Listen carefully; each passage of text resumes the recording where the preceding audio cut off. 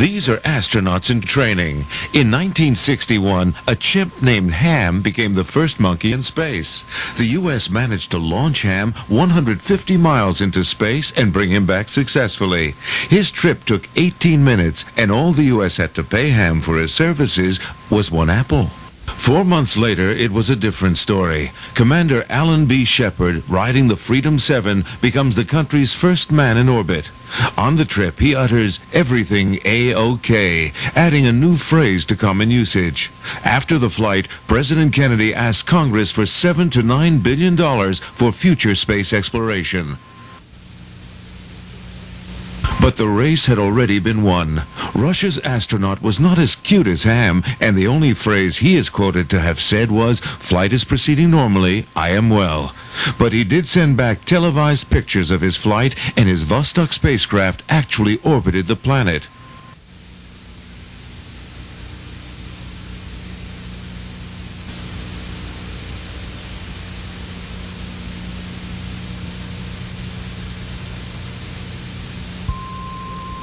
And when he landed, it was official. Going down as the first man in space was Yuri Gagarin. Russia had won the first round, and the whole world read about it on page 1. This man also made headlines in 1961, mostly for fooling around with this woman. Cleopatra was the film that brought Liz Taylor and Richard Burton together. But Taylor's illness almost scuttled the film. Nevertheless, she gamely was on hand to accept Best Actress award on Oscar night.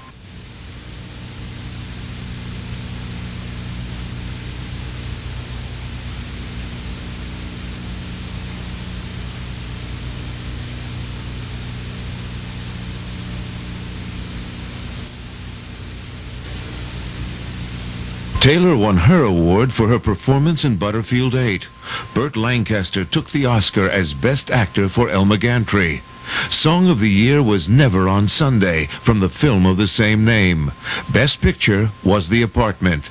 Not present was Marilyn Monroe, who that year was hospitalized for psychiatric observation.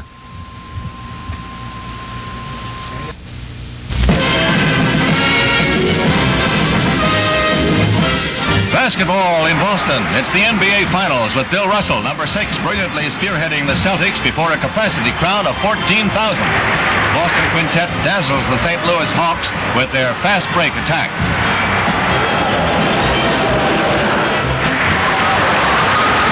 Visitors fight back to trail by only 5 points in the third period. Then Russell, Cousy, Heinzone and company start clicking.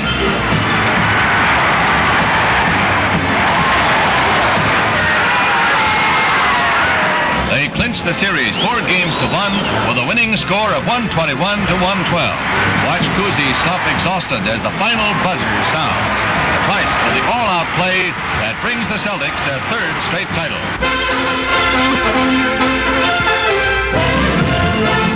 The crowd in Yankee Stadium for the final game of the year is here to cheer not the Yankees but Roger Maris, who comes through with his 61st homer for a new baseball record. It's a qualified record, however. Babe Ruth set his 1927 record of 60 homers in a shorter season of 154 games. And it took Roger 4 more games to hit 60 and 162 games to hit 61. The baseball commissioner has ruled that Ruth's record stands until someone hits 61 in the same number of games. That ruling does nothing to dull the roar of the crowd today. They won't let Roger alone until he comes out of the dugout and takes a bow. The newest Sultan of SWAT, Roger has set a record that will probably stand for many years. What's Roger's reaction? This. He says this is his greatest homer of them all. Later, joy reigns in the dressing room of the American League champs as Roger meets Mrs. Babe Ruth. A kiss from the man who almost dethroned her king of SWAT.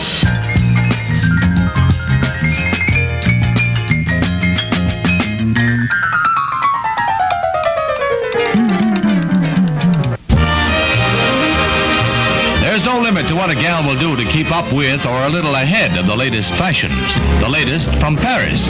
Painted hairdos to match Mademoiselle's ensemble.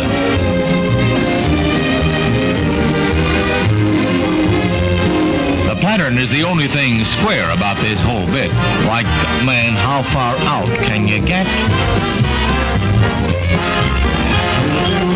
But there's one problem they haven't licked yet. What happens, like, when she changes her clothes?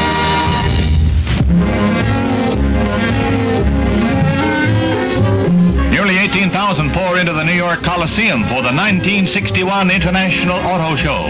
Some to buy, but more there just to marvel at the glimpses of the future, such as this two-wheel monorail.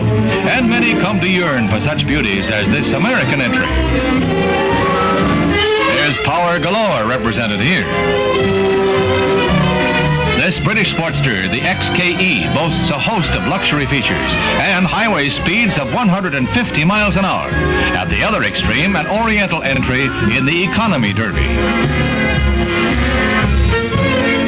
Economy with a touch of luxury, sort of a rolling boudoir for milady. And for those who like to rough it elegantly, here's a caravan model with full camping facilities that make it a home away from home. In fact, with a buggy like this, who needs a mortgage? Shorebound all winter long, a gal can lose her sea legs. Boating enthusiasts with and without sea legs flock to the annual National Motorboat Show in New York's Coliseum to see what the future holds in store. A combination helicopter and outboard motorboat is one example, a real dream boat. This job won't be on the market for some time, but the boat show has plenty to offer the yachtsman with money burning a hole in his scuppers. From dinghies on up to the $86,000 queen of the show, which has everything, including the kitchen sink. And for the deep water sailor, how about a mermaid? Yo-ho!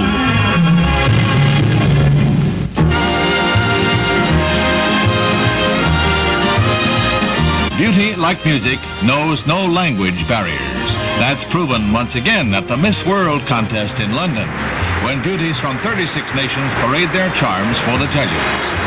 A relative latecomer as beauty contests go, the Miss World competition has managed to attract the cream of the international beauties. And as we say, doesn't all this pulchritude speak for itself in any language?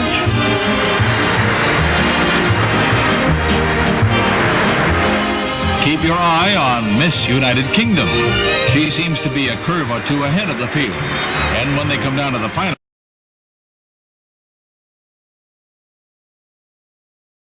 Bob Hope, as one of the judges, discovers that it's no laughing matter to pick a winner. The crowd goes along with the choice when it turns out that Rosemary Franklin, 18, who represents the United Kingdom, is the new Miss World. With a Miss World like this, who wants to travel to outer space?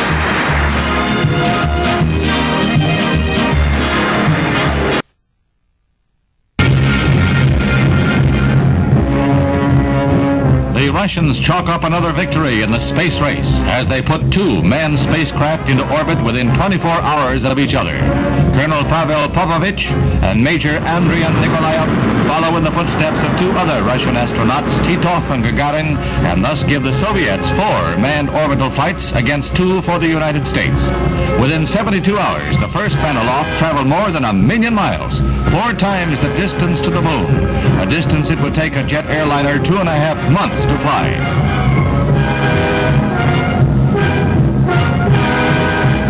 As Vostok 3rd orbited, Vostok 4 followed on its heels, at one time within 75 miles, proving that a contact in outer space was possible. Tracking stations indicate that there is little doubt of the success of the Russian feat, that is seen as 2 years ahead of the U.S. effort.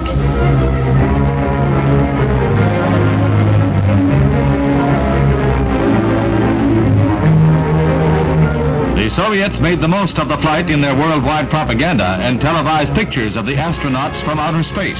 Naturally, there was jubilation in Russia, and the crowds followed the progress of the new heroes in Red Square. Other troubles were forgotten.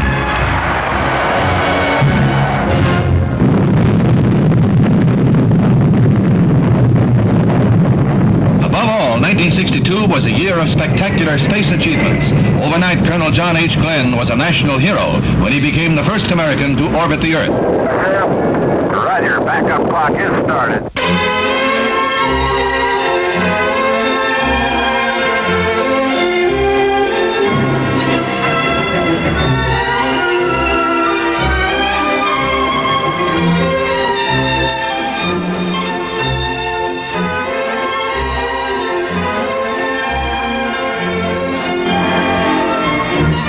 Snorkels are open. Main suit is on green. It was a down-to-earth welcome for the colonel as he was greeted by his wife. There were tears of supreme happiness.